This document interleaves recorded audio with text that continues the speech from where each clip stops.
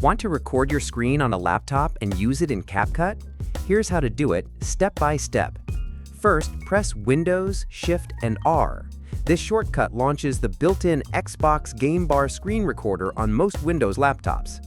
A toolbar will appear. Now choose the area of the screen you want to capture.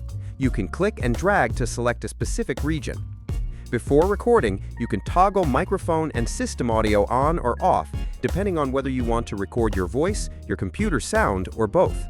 When you're ready, click the Record button. Do your walkthrough or tutorial, and once you're done, hit Stop. Your recording will be saved automatically. You can find it in Videos, Captures folder on your computer. Now, open CapCut for PC, import the recorded video, and start editing right away.